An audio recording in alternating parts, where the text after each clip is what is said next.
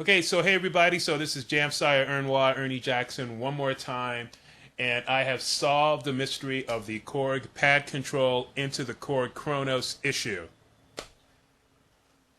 My dude Yuma, okay, on the Korg forums, he really had me puzzled and I couldn't figure out why this thing wasn't working. I had done my padKontrol video and I was showing everybody how cool it was, but it just wasn't doing the damn thing. And when he made it more clear to me in a recent post how he wanted, this is exactly what he wanted to do, then I became more like, it's got to be done. There has to be a way to do that. They're the same company making the products. And I figured it out after doing some reading in the manuals and understanding the USB thing. Believe it or not, people, the simple thing to make your Korg Kronos work with your Korg padKontrol is a standard Midi cable. The padKontrol will send out Midi from its standard Midi ports. There's no USB here. Here's the USB port. There's no USB. It's the Midi cable port. And Midi out into the Kronos Midi in.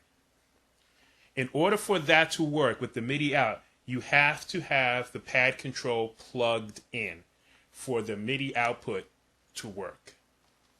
So as you see on my Cubase screen here, so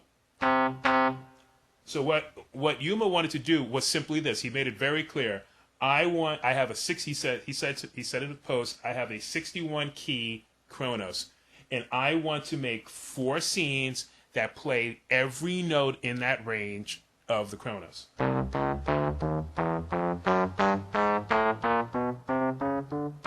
Scene 1, scene 2, and I messed up the bottom keys though.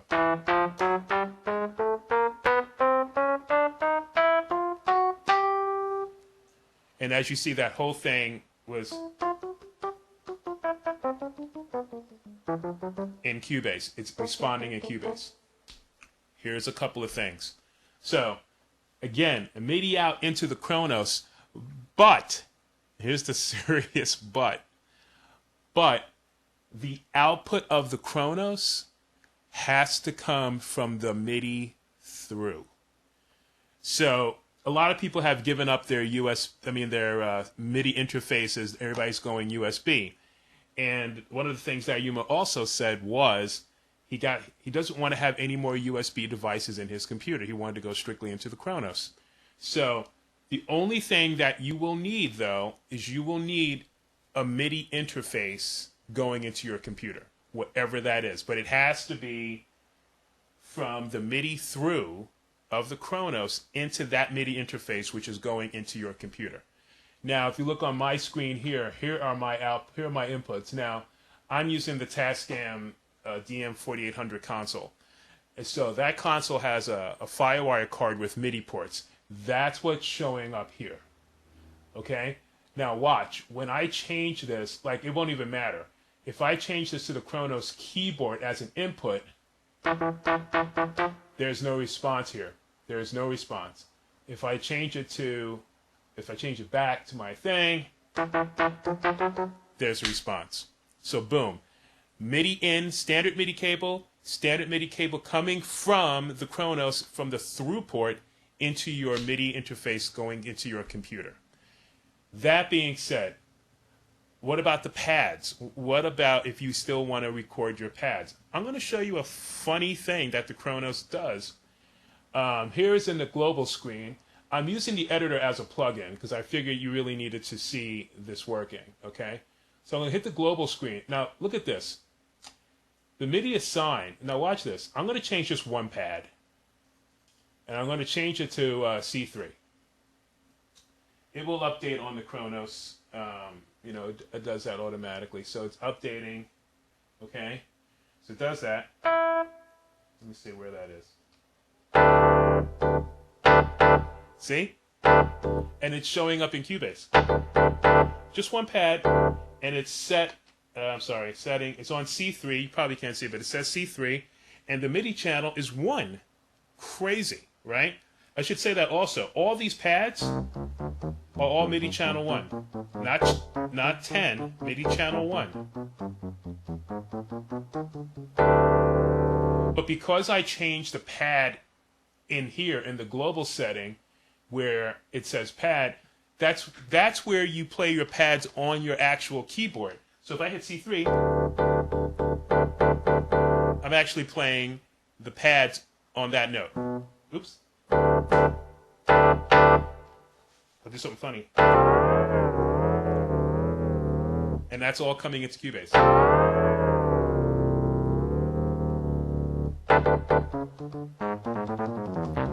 And you see all this stuff happening on the screen. That is cool as all get out. Okay? I thought there was one other thing. So let me just show you. I'm going to record something. Check me out. I'm going to actually record something. One. Check me out.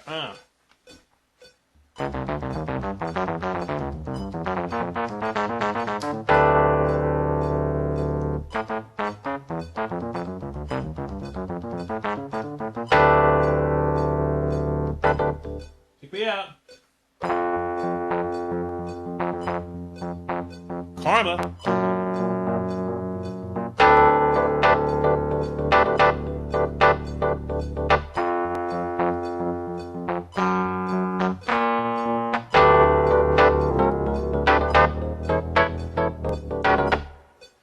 Oh, it went around. Okay. Okay, but anyway. And I'm going to play it back. Now watch this. You notice I don't have anything connected on the output. I can hear it from my mixer. It does a funny MIDI echo thing, MIDI feedback, and it's not cool. So I'm going to now play it back. Kronos sound.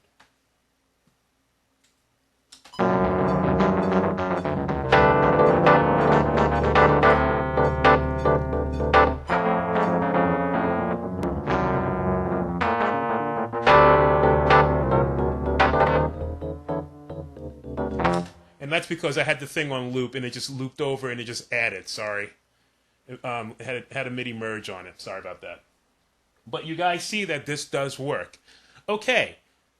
And the reason I came to this conclusion, because somebody had posted a thread, hey, does the Hansonic 10 work with the Kronos? And everybody's like, yeah, it works fine. And I'm like, but that's only MIDI out. There's no USB in there. And I have a Hansonic 10 sitting right here. And I was wondering, I was like, well, how come that works, but a Korg a Korg doesn't work? Whatever. I'm going to show you another trick. But the point was, I'm sorry, I deviated. The point was that I got it to work with the standard MIDI the same way that the Hansonic Roland, a competitor, theirs works that way. This works that way. Most people, from what I gather, are probably using the Kronos USB MIDI. Well, I have my, just so you can see, I have my my clock coming from the USB from Cubase. So the USB cable that's going into the computer from the Kronos is carrying the clock and is going to handle the playback. It works out fine. Okay? Now I'm going to show you something. How funny is this? Here's my very long USB cable. Watch me. Check me out. Totally overrides. Now watch. It doesn't matter what the channel is. This is still set on channel 1. And you see on Cubase, there is no response. There's absolutely no response. Put that up there. Because it's looking to get it from the Kronos keyboard. And I'm going to take this off so there's no echo. See?